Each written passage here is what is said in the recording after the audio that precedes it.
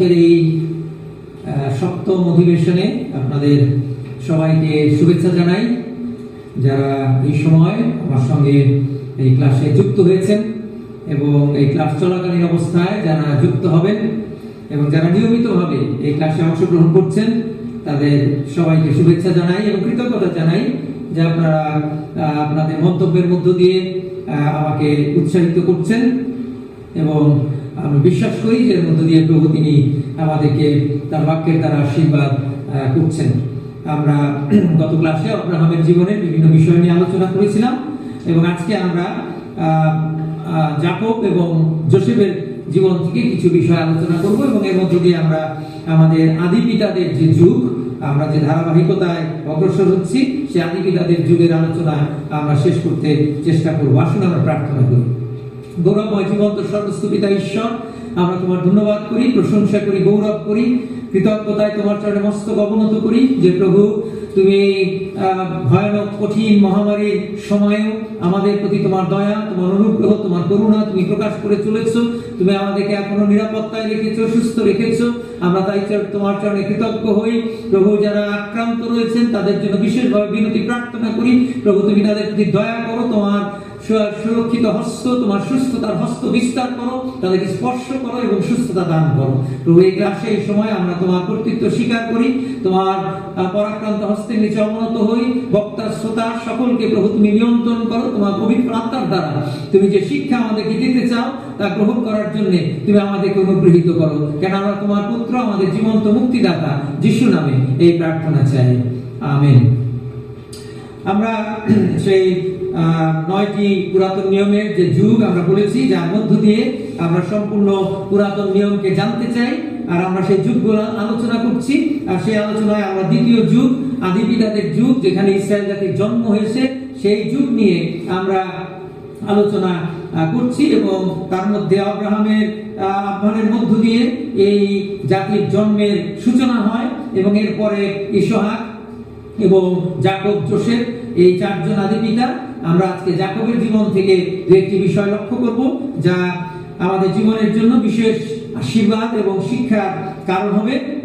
আমি বলেছি যে সমস্ত ঘটনার মধ্যে আমাদের জন্য শিক্ষা আছে, আমাদের জন্য চেতনা আছে, আমাদের জন্য উৎসাহ আছে, কিন্তু সময়ের কারণে সব ঘটনা দেখা আমাদের পক্ষে সম্ভব নয়। কিন্তু আমরা যাকবের জীবন থেকে প্রথম যে ঘটনা আমরা দেখতে চাই, যা আদি পুস্তক 27 অধ্যায় রয়েছে, আমি খুব সংক্ষিপ্তভাবে সেখান থেকে একটি বিষয় উল্লেখ করতে চাই যা আজকে আমাদের জীবনের জন্য, আমাদের বিশেষভাবে পরিবার জীবনের জন্য অত্যন্ত প্রয়োজনীয় এবং গুরুত্বপূর্ণ। আমরা সেখানে ঘটনায় লক্ষ্য করি যে প্রবঞ্চনার মাধ্যমে যাকব এসোর জ্যেষ্ঠ সন্তানের যে আশীর্বাদ, পিতার যে আশীর্বাদ তাকে দিতে চাইলেন, সেই আশীর্বাদ তিনি হরণ করলেন। কিন্তু সেই ঘটনার মধ্যে যে বিষয়, আর সেটি হচ্ছে মা রিবেকা, তিনি এই ঘটনার জন্ম দিলেন। এবং আমি এখানে খুব সংক্ষিপ্তভাবে সেই কথা বলতে চাই, যেখানে একটি চরম পক্ষপাতিত্ব আমরা লক্ষ্য করতে পারি, যে মা যাকবের পক্ষ নিলেন এবং তিনি যাকবকে প্ররোচিত করলেন যেন যাকব এই কাজ করে। এবং আমরা যে ঘটনা পড়ি, কিন্তু যাকব তিনি তা করতে চান নাই। যাকবকে যখন এই প্রস্তাব দেওয়া হলো, রেবেকা তিনি শুনলেন ইসহাক যে কথা বলেছে এসবকে আশীর্বাদ করার জন্য, এবং সেই স্বীকার করে পশুর মাংস এনে তাকে রেঁধে দিতে বলেছেন, আর রেবেকা তা শুনলেন না। বাস্তবে তাই লেখা আছে 27 অধ্যায়, যখন ইসহাক আপন পুত্র এসবকে এই কথা বলেন, তখন রেবেকা তাহা শুনিয়াছিলেন।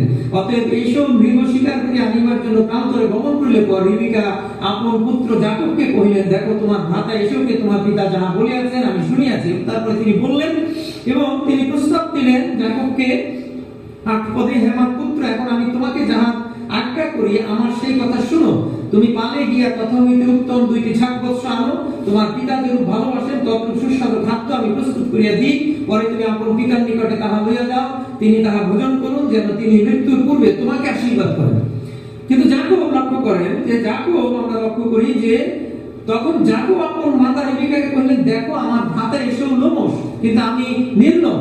আমার গায়ে লোম নাই, কি জানি পিতা আমাকে স্পর্শ করিবেন আর আমি তাহার দৃষ্টিতে প্রবঞ্চক বলিয়া গণ্য হইব, তাহা হইলে আমার প্রতি আশীর্বাদ না বর্তাইয়া অভিশাপ বর্তাইব।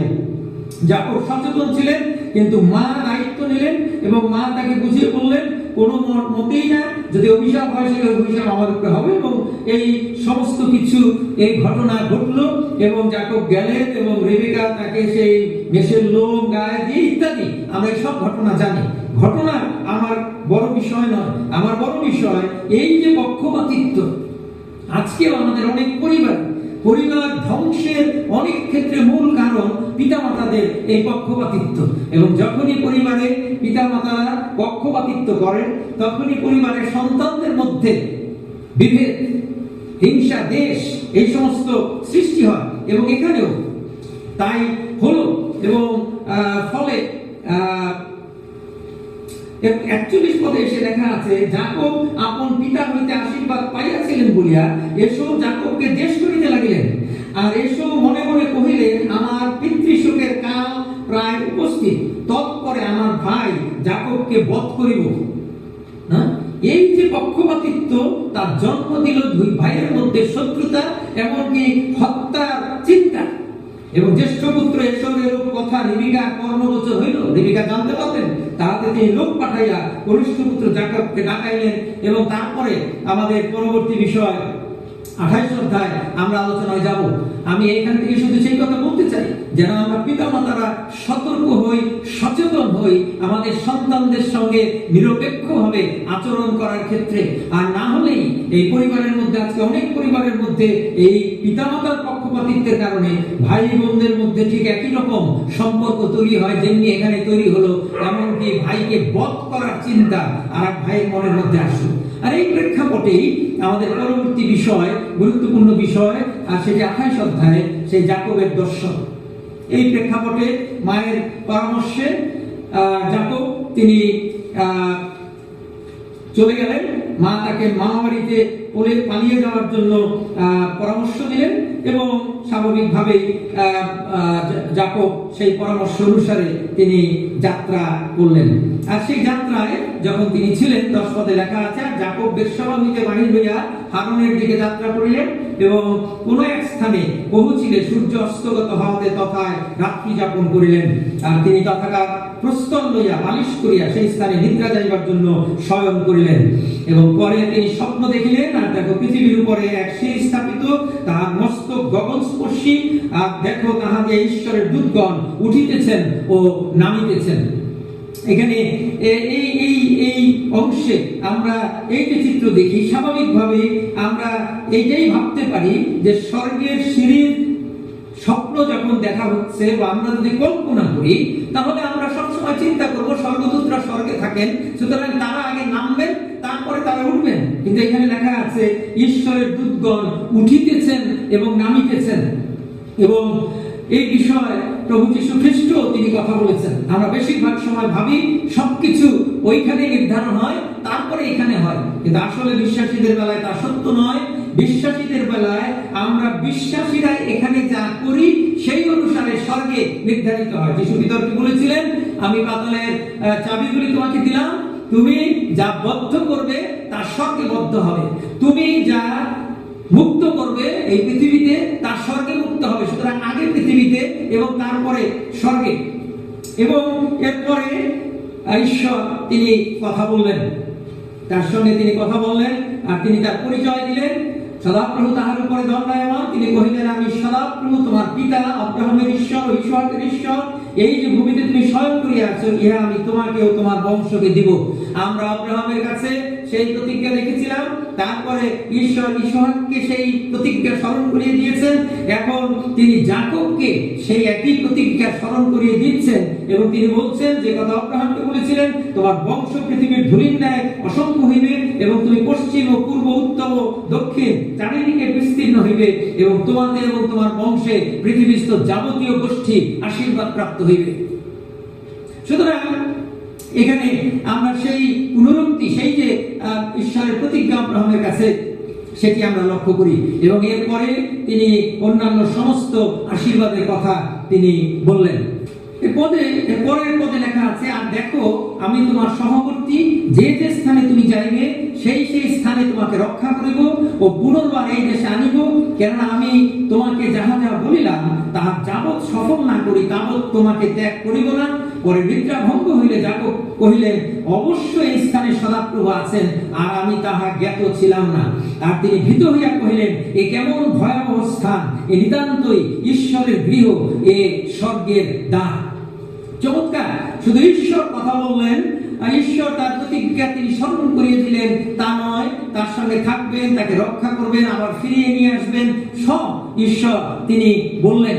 যাবৎ তিনি এই প্রতিজ্ঞা সফল না করেন তাবৎ তাকে ত্যাগ করবেন না। কিন্তু যাকবের প্রতিক্রিয়ার দিকে দৃষ্টি দিতে চাই, আর সেটি হচ্ছে, আর তার যখন ঘুম ভাঙলো যাকব, তিনি সঙ্গে সঙ্গে বললেন, অবশ্য এই স্থানে সদাপ্রভু আছে। অত্যন্ত গুরুত্বপূর্ণ ঈশ্বরের উপস্থিতি উপলব্ধি করা। আমাদের জীবনে অনেক কিছু ঘটে, কিন্তু আমরা অনেকবার ঈশ্বরের উপস্থিতি আমরা উপলব্ধি করি না। এবং মনে রাখতে হবে, তিনি পরিবার থেকে বিচ্ছিন্ন, তিনি এখানে ঈশ্বরের গৃহের উপাসনার কোনো কিছু নাই, তিনি একাকী পালিয়ে যাচ্ছেন এক অনিশ্চিত ভবিষ্যতের দিকে। আর সেই সময় ঈশ্বর তাকে দর্শন দিলে পর প্রথম তার যে উপলব্ধি, অবশ্যই এই স্থানে সদাপ্রভু আছেন, ঈশ্বর আছেন না, এই উপলব্ধি এই কঠিন সময় অত্যন্ত গুরুত্বপূর্ণ। এবং তারপরে তিনি বললেন, আমি কি জ্ঞাত ছিলাম না, আমার জানা ছিল না, আমি কল্পনা করতে পারি না যে এখানেও ঈশ্বর এই পাহাড়ের মধ্যে এই নির্জন স্থানে যেখানে কোনো মানুষজন নাই, এইখানে ঈশ্বর আছেন। ঈশ্বর সব জায়গায় আছেন এবং ঈশ্বর সব সময় তার লোকদের সঙ্গে আছেন। এবং তিনি বললেন, নিতান্ত ঈশ্বরের গৃহ। কোনো গৃহ ছিল না, কোনো ঘর ছিল না।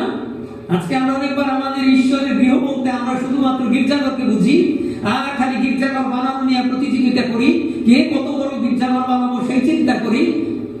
কিন্তু অনেকবার আমাদের ওই গির্জাঘরের মধ্যে ঈশ্বরের কোনো উপস্থিতি নাই, থাকতে পারে না। ওই যেমনি জেরুজালেম মন্দিরে যিশু বলেছিলেন, এটি দস্যুগণের গহ্বরে পরিণত হয়েছে। অনেকবার তাই। ঈশ্বরের গৃহ হচ্ছে যেখানে ঈশ্বর আছেন, সেখানে ঘর না থাকতে পারে, কিন্তু ঈশ্বরের উপস্থিতি যেখানে আছে সেটি ঈশ্বরের গৃহ। যাকব তা উপলব্ধি করলেন, এই স্বর্গের দ্বার, এক অদ্ভুত স্বীকারোক্তি তার।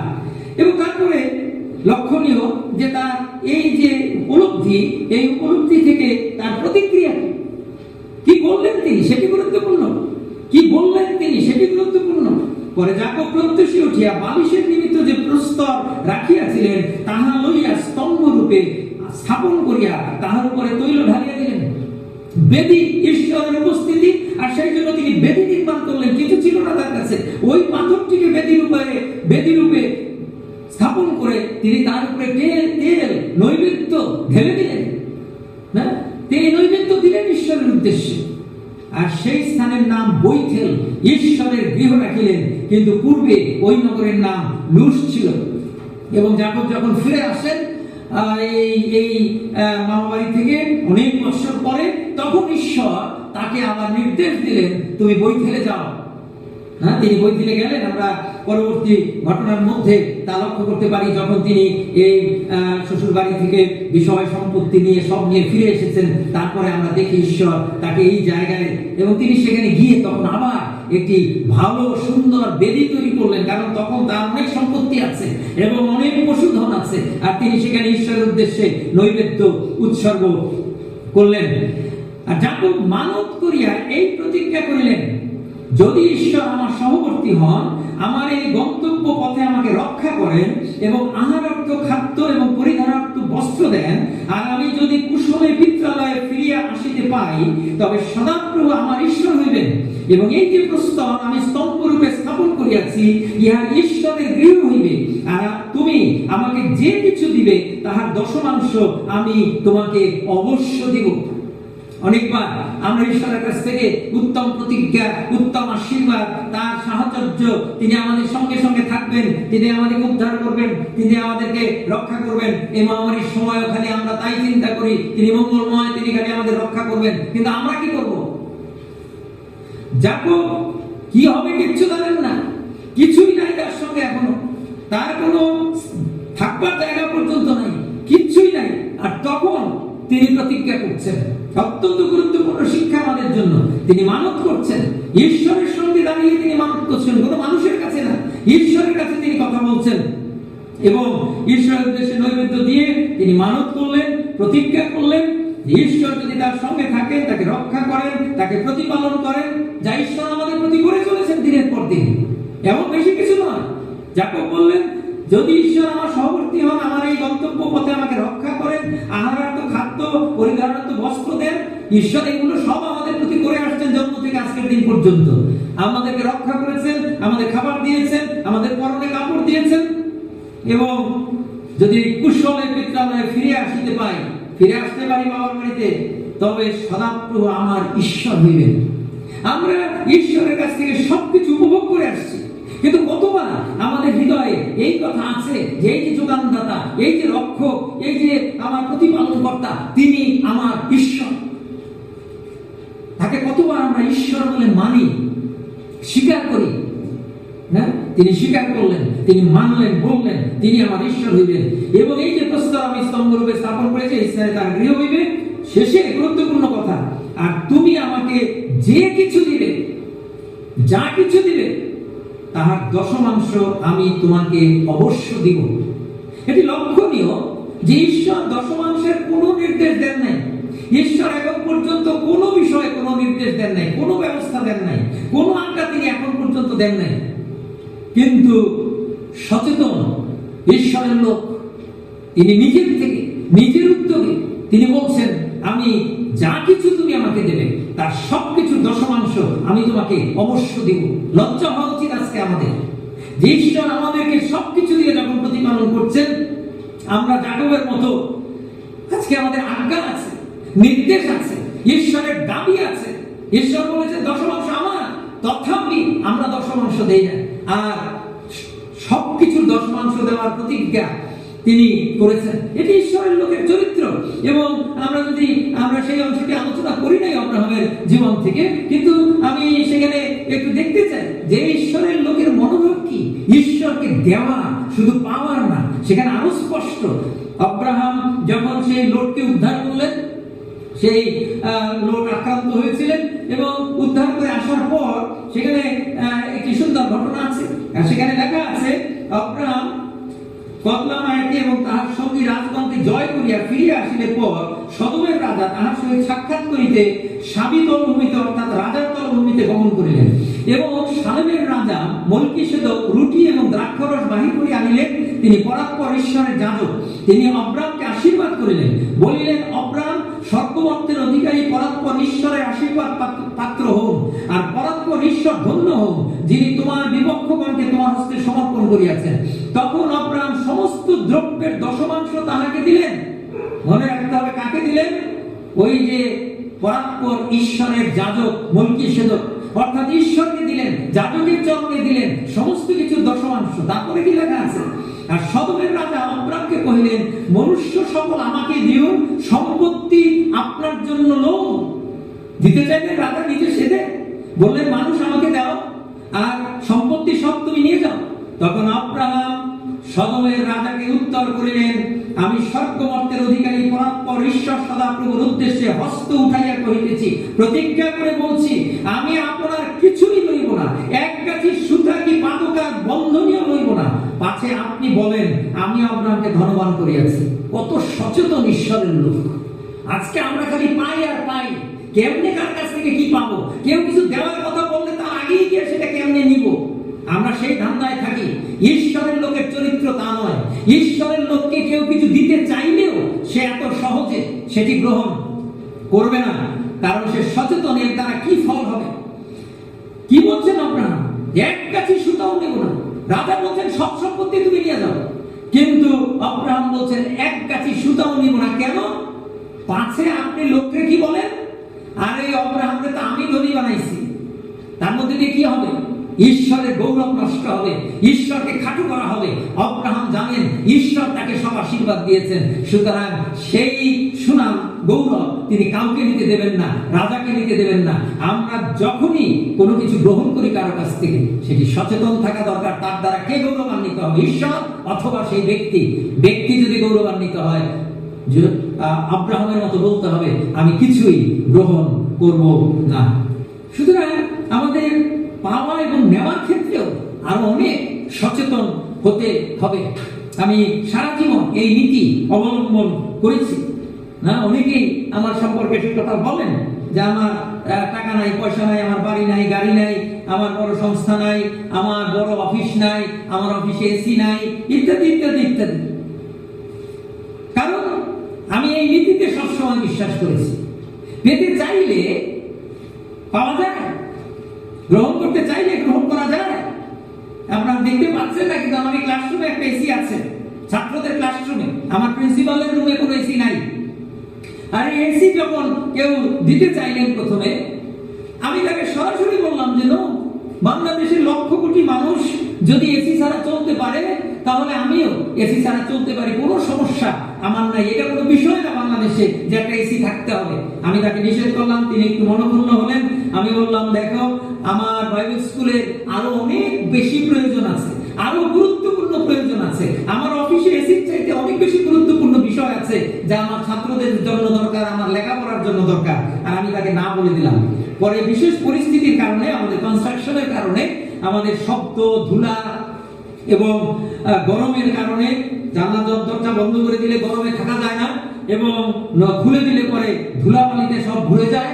আর সেই পরিস্থিতির মধ্যে তিনি আবার আমাকে অ্যাপ্রোচ করলেন। তিনি আবার বললেন যে, দেখো, তোমার এই অবস্থা, তুমি এইভাবে কেমনে ক্লাস করো, তুমি মরে যাবে, ছাত্ররা মরে যাবে। আর তখন এই পরিস্থিতির কারণে আমি সেই এসি গ্রহণ করলাম এবং সেটি ছাত্রদের ক্লাসরুমে লাগানো হলো, প্রিন্সিপালের রুমে না। এখন এই বাইবেল স্কুলের প্রিন্সিপালের রুমে কোনো এসি নাই। প্রয়োজনীয় মনে করি না, অপ্রয়োজনীয় মনে করি। কেউ দিতে চাইলেই নিতে হবে, সেটি বিশ্বাস আমি করি না। এটি ঈশ্বরের লোকের মনোভাব এবং এইখানে আমরা সেটি শিক্ষা করতে পারি। এবং দ্বিতীয়ত, দেওয়ার মনোভাব। আব্রাহামকে কেউ দশমাংশ দিতে বলে না, যাকবকে কেউ দশমাংশ দিতে বলে না। তারা স্বেচ্ছায় ঈশ্বরের প্রতি কৃতজ্ঞতা বোধে, ঈশ্বরের প্রতি ভালোবাসায় তারা এই দশমাংশ দিতে আগ্রহ এবং প্রতিজ্ঞা তারা করেছেন। এরপরে এখান থেকে আমরা সেই শিক্ষা আমরা নিতে পারি এবং আমাদের জীবনে তা প্রয়োগ আমরা করতে পারি। এরপরে আমরা যাকব এবং এসর যে পুনর্মিলন, আমি আচ্ছা, ঠিক আছে, এই বিষয়টি আমি এখন বাদ রাখবো, কারণ যোসেফের তার ভাইদের সাথে যে পুনর্মিলন, সেই পুনর্মিলনের কথা আলোচনার সময় আমরা এই দুটি বিষয়কে একসঙ্গে দেখব। সুতরাং যাকবের জীবনের আরো অনেক ঘটনা আছে, আমি বলেছি। সেই বই থেকে ফিরে যাওয়ার নির্দেশ আছে। 35 অধ্যায় যদি আমরা যাই, তাহলে আমরা দেখব যে তিনি ফিরে এসেছেন এবং ফিরে আসার পরে 35 অধ্যায় প্রথমেই লেখা আছে, পরে ঈশ্বর যাকবকে কইলেন, তিনি কিন্তু এখন ফিরে এসেছেন। এসবের সঙ্গে তার পুনর্মিলন ঘটেছে, তার পৈতৃক মাটিতে তিনি ফিরে এসেছেন। ফিরে আসার পরে সেখানে লেখা আছে, ঈশ্বর যাকবকে কইলেন, তুমি উঠো, বৈথেলে গিয়া সেই স্থানে বাস করো এবং তোমার ভ্রাতা এসর সম্মুখ হইতে তোমার পলায়নকালে যে ঈশ্বর তোমাকে দর্শন দিয়াছিলেন, তাহার উদ্দেশ্যে সেই স্থানে যজ্ঞবেদী নির্মাণ করো। তখন যাকব আপন পরিজন এবং সঙ্গী লোক সকলকে কহিলেন, তোমাদের কাছে যে সকল ইতর দেবতা আছে তাহাদেরকে দূর করো এবং শুচি হও এবং অন্য বস্ত্র করো, আর আইসো আমরা উঠিয়া বৈথেলে যাই। কি অদ্ভুত চমৎকার চেতনা! যে ঈশ্বরের কাছে যেতে হলে প্রস্তুতি লাগবে। আমরা মনে হইলেই একটু গির্জায় যাই, মনে হইলেই আমরা একটু উপাসনায় যাই না, প্রস্তুতি লাগবে। কি প্রস্তুতি নিলেন? সমস্ত লোকদেরকে ডেকে কি বললেন? যা কিছু ইতর, যা কিছু মন্দ, তোমাদের কাছে যে সকল ইতর দেবতা আছে তাহাদেরকে দূর করো এবং শুচি হও এবং অন্য বস্ত্র পরো, আর আইসো আমরা উঠিয়া বৈথেলে যাই। যে ঈশ্বর আমার সংকটের দিনে আমাকে প্রার্থনার উত্তর দিয়েছিলেন এবং আমার গমন পথে সহবর্তী ছিলেন, তাহাদের উদ্দেশ্যে আমি সেই স্থানে এক যজ্ঞবেদী নির্মাণ করিব। অত্যন্ত গুরুত্বপূর্ণ শিক্ষা এখানে আমাদের জন্য আছে। প্রস্তুতি দরকার ঈশ্বরের কাছে আসার জন্য, ঈশ্বরের আরাধনার জন্য প্রস্তুতি দরকার, শুচি হওয়া দরকার, মন্দতা ত্যাগ করা দরকার, প্রতিমা দূর করা দরকার, এবং তারপরে তার কাছে নৈবেদ্য উৎসর্গ করতে আমাদের আসা দরকার। আমরা এরপরে যোসেফের বিষয়ে আমরা আলোচনা করতে চাই এবং যোসেফের জীবন অনেক ঘটনাবহুল এবং আমরা সব ঘটনা জানি, সেই পরিবারের ঘটনা জানি, ভাইদের আচরণের কথা জানি। আমি সেই সমস্ত কিছুর মধ্যে যেতে চাই না, কিন্তু আমি সরাসরি এই সমস্ত বিপর্যয়ের পরে ঈশ্বরের যে আশ্চর্য কার্য 39 অধ্যায় আমি সেই অধ্যায়ের নামকরণ করেছি, সব সময় আমি বলি, এখান থেকে আমি অনেক প্রচার করেছি, আর সেটি হচ্ছে বিশ্বস্ত ঈশ্বর বিশ্বস্ততার পুরস্কার দাতা। বিশ্বস্ত ঈশ্বর বিশ্বস্ততার পুরস্কার দাতা। যে কেউ বিশ্বস্ত হবে সে পুরস্কার পাবে, সে কখনো ঠকবে না। মানুষ ঠকাতে পারে, ঈশ্বর ঠকাবেন না, কারণ ঈশ্বর তিনি বিশ্বস্ত, তিনি বিশ্বস্ততার পুরস্কার দেন। এবং যোসেফের জীবন থেকে আমাদেরকে তা শিখতে হবে। সহজ না, বিশ্বস্ততার পথে চলতে গেলে প্রথমে ঠকতে হবে, প্রথমে হতাশ হতে হবে, প্রথমে নিরাশ হতে হবে, কারণ মানুষ হতাশ করবে, নিরাশ করবে। কিন্তু যদি সেই অবস্থার মধ্যে আমরা স্থির থাকতে পারি, তখনও আমরা বিশ্বস্ত থাকতে পারি। কঠিন অবস্থা হলেও, অবহেলিত হলেও, অপমানিত হলেও বিশ্বস্ততাকে ধরে রাখতে পারি, শেষ ফল হবে উন্নতি এবং আশীর্বাদ, কারণ ঈশ্বর বিশ্বস্ততা পুরস্কার দাতা। এখানে আমরা জানি তাকে বিক্রি করে দেওয়া হলো, আর তিনি সেই পটিফরের বাড়িতে তিনি আসলেন। ইনি সেনাপতি, রক্ষক সেনাপতি ছিলেন। কিন্তু লেখা আছে 2 পদে, আর সদাপ্রভু যোসেফের সহবর্তী ছিলেন এবং তিনি সফল কর্মা হইলেন এবং আপন মিস্ত্রি ও প্রভুর গৃহে রহিলেন। যখন আমরা বিশ্বস্ত থাকি, যোসেফ বিশ্বস্ত ছিলেন এবং সেই বিশ্বস্ততার কারণে তার ভাই, তার বাবার ভালোবাসা পেলেন এবং ভাইদের হিংসা পেলেন এবং হিংসার শিকার হলেন এবং শেষ পর্যন্ত এখন কৃতদাস হয়েছেন। কিন্তু কি হয়েছে? কৃতদাস হয়েছেন। কি হয়েছে? তাকে এই মিশনে বিক্রি করে নিয়ে যাওয়া হয়েছে, যেখানে বাবা মা, ভাই বোন, আত্মীয় স্বজন, এমনকি স্বাভাবিকভাবেই চিন্তা করা সম্ভব যে এটা মূর্তি পূজকের দেশ, এখানে তো ঈশ্বর নাই। কিন্তু কি লেখা আছে? সদাপ্রভু যোসেফের সহবর্তী ছিলেন। আমরা যখন বিশ্বস্ত ভাবে চলি, সকলে আমাকে ত্যাগ করতে পারে, আমার বাবা মা, ভাই বোন আমাকে ত্যাগ করতে পারে, কিন্তু ঈশ্বর বিশ্বস্ত, ঈশ্বর বিশ্বস্তকে কখনো ত্যাগ করেন না। সাধু দাউদ সাক্ষ্য দিয়েছেন যে আমি যুবক ছিলাম, এখন বৃদ্ধ হয়েছি, ধার্মিককে কখনো ভিক্ষা করিতে দেখি নাই। ধার্মিক ভিক্ষা করবে না, কারণ ঈশ্বর ধার্মিকের পক্ষে আছেন। তাকে যেখানে ফেলে দেওয়া হোক, ওই গর্তে ফেলে দিলেও তিনি সেখানে আছেন, সিংহের মুখে ফেলে দিলেও তিনি সেখানে আছেন, দুর্দেশে তাড়িয়ে দিলেও ঈশ্বর বিশ্বস্ত লোকের সঙ্গে আছেন, কিছু আসে যায় না। আর সেই জন্য তিনি সফল কর্মা হলেন। সফল হলেন কেন? কারণ ঈশ্বর তার সহবর্তী ছিলেন। আর সদাপ্রভু 3 পদে আমার লেখা আছে, আর সদাপ্রভু তাহার সহবর্তী আছেন এবং তিনি যে কিছু করেন সদাপ্রভু তাহার হস্তে তাহার সফল করিতেছেন, ইহা তাহার প্রভু দেখিলেন। কিচ্ছুটি দেখেন কি? আমি বলি, আশীর্বাদের চাবি সেখানে লেখা আছে। সেই বিশ্বস্ত লোক যে প্রভুর বাক্য ভালোবাসে, মন্দতা থেকে দূরে থাকে, পাপের পথে চলে না, অধার্মিকতার পথে চলে না, সে যাহা কিছু করে তাহাতেই কৃতকার্য হয়। যোসেফ যাহা কিছু করেন তাহাতেই কৃতকার্য হয়। আর মালিক তা দেখলেন এবং মালিক তা দেখে তাকে কি করলেন? তিনি অনুগ্রহ পেলেন। যখন আমরা ঈশ্বরের অনুগ্রহ পাই, তখন আমরা মানুষের দৃষ্টিতে অনুগ্রহ পাই। ঈশ্বর সেই ব্যবস্থা করেন এবং ঈশ্বর তা করলেন, তাহার পরিচারক হইলেন এবং তিনি যোসেফকে আপন বাটির অধ্যক্ষ করিয়া তাহার হস্তে আপনার সর্বস্ব সমর্পণ করিলেন। আমরা এই সমস্ত ঘটনা পড়ি, কিন্তু আমরা বুঝি না যে এখানে অলৌকিক কাজ হচ্ছে। আমার অলৌকিক ঈশ্বর অলৌকিক কার্য করছেন, কারণ যোসেফ একজন বিদেশী এবং আরো অনেক চাকর বাকররা আছে যারা এই স্বদেশী। একজন বিদেশীর পক্ষে স্বদেশী দেশ উপরে কর্তৃত্ব করা এটি প্রায় অসম্ভব বিষয়। এটি জাগতিক নিয়মে হতে পারে না, এটি কেউ করবে না। জাতের প্রতি টান সবাই থাকে, পটিফরও থাকার কথা।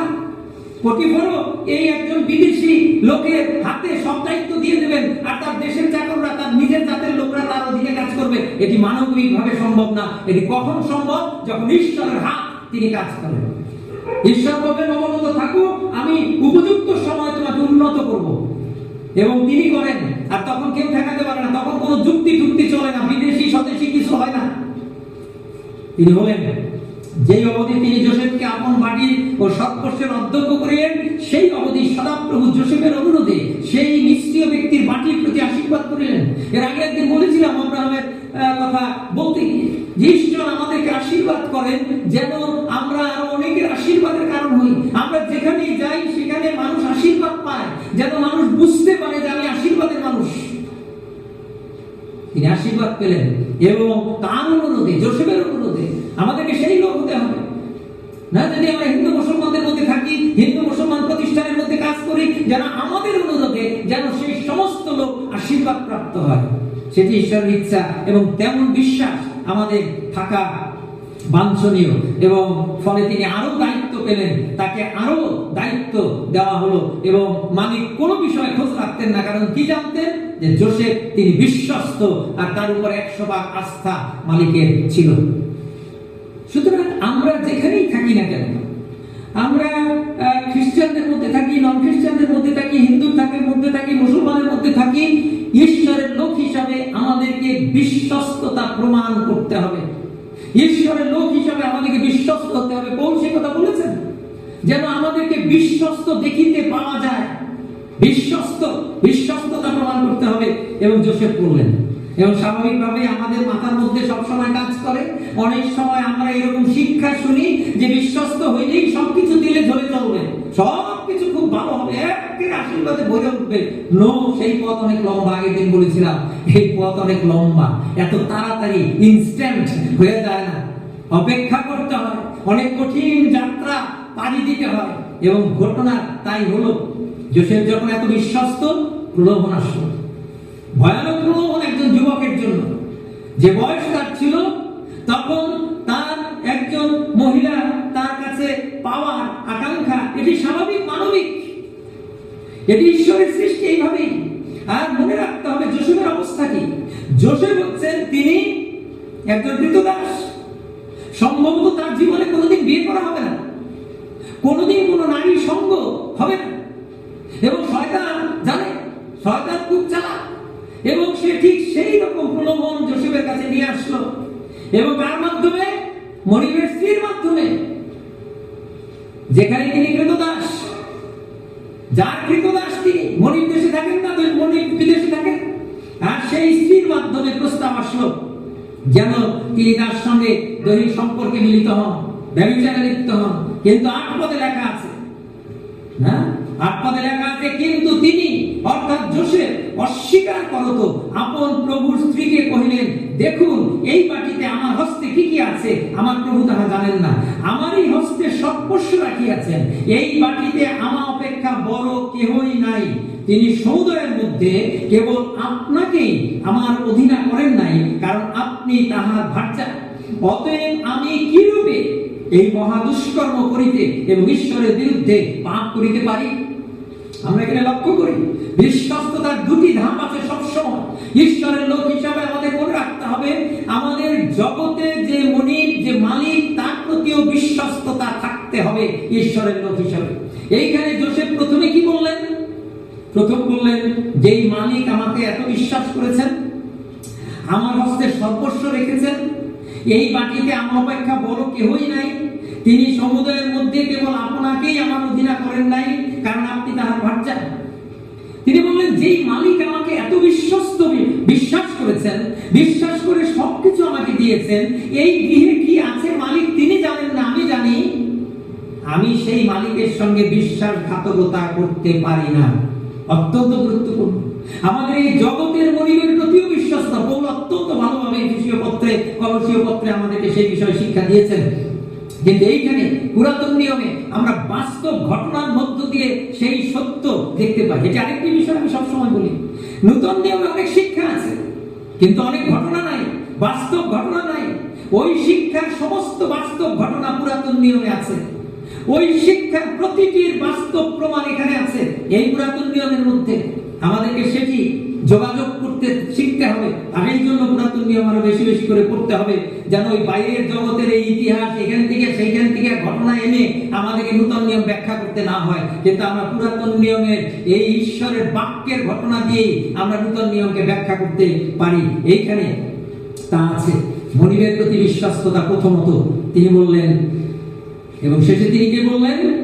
আমি কি রূপে এই মহাদুষ্কর্ম করিতে এবং ঈশ্বরের বিরুদ্ধে পাপ করিতে পারি। প্রথমত মালিকের বিরুদ্ধে, যিনি আমাকে বিশ্বস্ত জ্ঞান করেছেন, আমি তার বিরুদ্ধে এটা করতে পারি না। দ্বিতীয়ত ঈশ্বরের বিরুদ্ধেও আমি করতে পারি না। এই যে ঈশ্বরের উপস্থিতির ধারণা, কোথায় ঈশ্বর? এই দেশে যোসেফের ঈশ্বর কোথায়? এই দেশে তো যোসেফের ঈশ্বরের কোনো গৃহ নাই। এই দেশে তো যোসেফের ঈশ্বরের সেবা কেউ করে না। এই দেশে সবাই মূর্তি পূজা করে।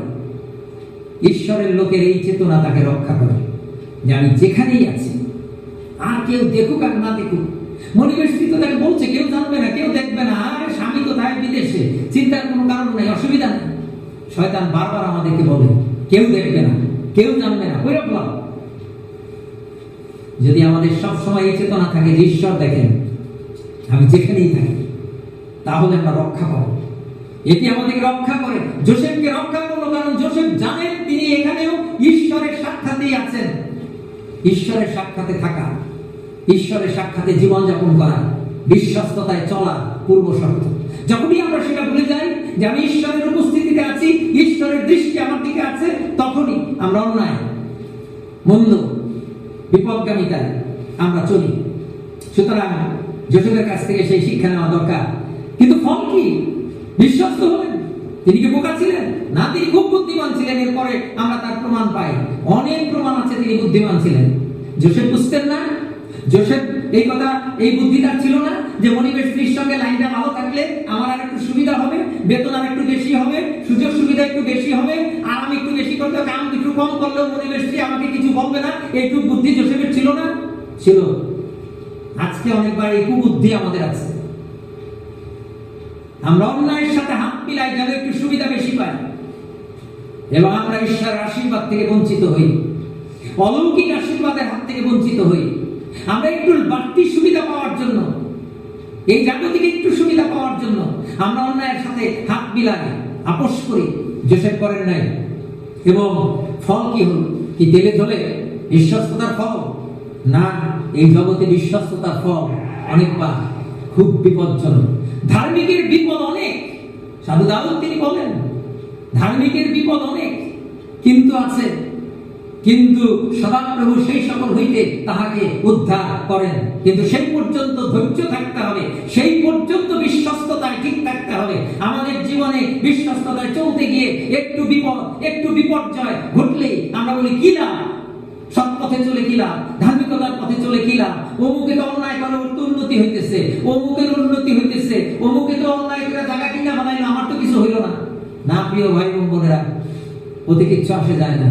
তার চাইতে আরো অনেক বেশি আশীর্বাদ পাওয়ার সুযোগ আছে যদি আমরা সেই কঠিন সময় পাড়ি দিতে পারি। এবং যোসেফ তিনি শাস্তির মুখে পড়ে গেলেন। মিথ্যা অভিযোগ তার বিরুদ্ধে, মনিবের স্ত্রীর সঙ্গে এই কাজ না করার ফলে মনিবের স্ত্রী তার বিরুদ্ধে মিথ্যা অভিযোগ আনলো এবং তার শাস্তি হলো জেলখানায় তাকে পাঠিয়ে দেওয়া হলো। কিন্তু মজার ব্যাপার হলো, আমি এই অংশটি ভীষণ ভালোবাসি যে মানুষ আপনার প্রতি এটি করতে পারে।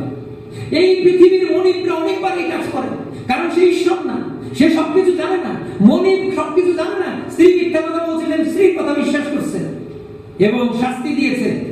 আর সেখানে 20 পদে লেখা আছে, অতএব যোসেফের প্রভু তাহাকে লইয়া কারাগারে রাখিলেন, যেই স্থানে রাজার বন্দীগণ বদ্ধ থাকিত, তাহাতে তিনি সেখানে সেই কারাগারে থাকিলেন। কিন্তু সদাপ্রভু যোসেফের সহবর্তী ছিলেন। আমি অসম্ভব ভালোবাসি। জগতের লোক, অন্যায়কারী লোক, মিথ্যা অভিযোগকারী লোক আপনাকে কারাগারে, আমাকে কারাগারে ফেলে দিতে পারে, কিচ্ছু আসে যায় না। যখন আমি বিশ্বস্ততার কারণে এই ঘটনা ঘটে, বিশ্বস্ততার কারণে আমরা ক্ষতির সম্মুখীন হই, 100 ভাগ নিশ্চিত থাকেন যে ঈশ্বর আপনার সহবর্তী আছেন এবং সেই অবস্থার পরিবর্তন ঘটতে বাধ্য। আমার অনেক ছাত্রদের চাকরি চলে গেছে বিশ্বস্ততায় চলার কারণে। এই শিক্ষার কারণে তারা বিশ্বস্ততায় চলতে শিখেছে। যেই প্রতিষ্ঠানে আগে চাকরি করত সেইখানে ফিরে গিয়ে আর চাকরি করতে পারে নাই, কারণ তারা বলেছে আগে যা করেছি এখন আর তা করতে পারি না। যেভাবে আগে চলেছি, কর্তৃপক্ষ যাই বলেছে তাই করেছি চাকরি বাঁচাবার জন্য, এখন আর তা করতে পারি না, কারণ এখন ঈশ্বরের সামনে নিজেকে বিশ্বস্ত দেখাইতে চেষ্টা করিতেছি। এবং সেই কারণে অনেকের চাকরি গেছে, অনেকে চাকরি ছেড়ে দিয়েছে। এগুলি বাস্তব অভিজ্ঞতা এবং সত্য। আমার ছাত্ররা এখান থেকে গিয়ে চাকরি ছেড়ে দিয়ে বলেছে জমিতে কাজ করব, ঈশ্বরের সেবা করব, দোকানদারি করব, ঈশ্বরের সেবা করব, তবুও ওই অন্যায় কাজের সাথে ওই চাকরির সাথে নিজেকে যুক্ত রাখবো না। এটি অত্যন্ত গুরুত্বপূর্ণ এবং তাদের উন্নতি হয়েছে। ওই কয়েক পয়সা বেতনের পালক প্রচারকের চাকরির চাইতে এখন তারা প্রত্যেকে আরো অনেক ভালো আছে। ঈশ্বর তাদের সর্ব বিষয়ে আশীর্বাদ করেছেন। কঠিন সময়ের মধ্য দিয়ে তাদেরকে যেতে হয়েছে, কিন্তু এটি গুরুত্বপূর্ণ, বিশ্বস্ত লোকের সহবর্তী ঈশ্বর ছিলেন এবং তাহার প্রতি দয়া করিলেন এবং তাহাকে কারারক্ষকের দৃষ্টিতে অনুগ্রহ প্রাপ্ত হইলেন। এর আগে পটিফারের যেখানে তিনি থাকেন সেখানে তিনি অনুগ্রহ পান, কারারক্ষক অনুগ্রহ করলেন এবং সেখানেও তিনি কি হলেন? নিচে নামলেন না। তাহাতে কারারক্ষক কারাস্থিত সমস্ত বন্দির ভার যোসেফের হাতে সমর্পণ করলেন। কি আশ্চর্য! সেখানে সব রাজবন্দীরা আছে আর তাদের সকলের ভার যোসেফের উপরে দিলেন। কেন? কারণ ঈশ্বর তাহার সহবর্তী। ওই কারারক্ষককে ঈশ্বর নিয়ন্ত্রণ করছেন। কেন? যোসেফ এখানেও সম্মানের সঙ্গে থাকেন। এটি ঈশ্বরের কাজ। বিশ্বস্ত ঈশ্বর তিনি এমনি ভাবে তার লোকের সঙ্গে থেকে যেখানেই থাকুক, কঠিন অবস্থার মধ্যেও এখানে সম্মান সবাই উপরে আমরা যোসেফকে দেখতে পারি। এবং এটি আমাদের ঈশ্বর, এবং সেই বিশ্বাসে আমাদেরকে বিশ্বস্ততার পথে চলা দরকার।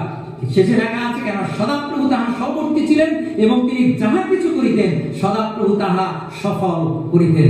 এটি আমাদের ঈশ্বর, বিশ্বস্ততা পুরস্কার দাতা আমাদের বিশ্বস্ত ঈশ্বর। যোসেফের জীবন থেকে আমরা তা শিখতে পারি এবং পরবর্তী ঘটনার মধ্যে আমরা তা আরো স্পষ্টভাবে দেখতে পাবো। আমাদের আজকের ক্লাসের সময় প্রায় শেষে, আর তাই আজকে এখানে আমাদের আলোচনা আমরা শেষ করব এবং বাকি অংশ, আদি পিতাদের যুগের সামান্য অংশ আমাদের বাকি রয়েছে, সেটি আগামী ক্লাসে আমরা শেষ করব এবং পরবর্তী যুগের আলোচনাও আশা করি আগামী ক্লাসে আমরা শুরু করতে পারব। আসুন আমরা প্রার্থনা করি। গৌরবময় জীবন্ত সর্বস্ব পিতা ঈশ্বর, আমরা তোমার ধন্যবাদ করি, প্রশংসা করি, গৌরব করি যে আজকে এই সুযোগ তুমি আমাকে দিয়েছিলে যেন প্রভু তোমার জীবন্ত বাক্য আমরা অনুসন্ধান করতে পারি এবং প্রভু সেই বাক্যের মধ্য দিয়ে আমাদের জীবনের জন্য যে আশীর্বাদ, প্রভু আমাদের জন্য যে চেতনা, যে উৎসাহ প্রভু তুমি লাভ করতে আমাদেরকে সাহায্য করেছো। আমরা ধন্যবাদ দিই যাকবের জীবনের জন্য। প্রভু তোমার প্রতি তার ভালোবাসা, তোমার প্রতি তার আকর্ষণ এবং প্রভু তোমার প্রতি ভালোবাসায় তোমার জন্য কিছু করবার, তোমাকে দেওয়ার প্রভু তার যে মনোভাব, প্রভু তুমি আমাদেরকে তার শিক্ষা দাও। আমরা ধন্যবাদ দিই যোসেফের জীবনের জন্য। তার জীবনে প্রভু সেই কঠিন পরিস্থিতির মধ্যেও যে বিশ্বস্ততা, প্রভু তুমি আমাদেরকে শিক্ষা দাও। শেষ পর্যন্ত বিশ্বস্ত থাকার সেই হৃদয়, সেই মন প্রভু আমাদেরকে দাও।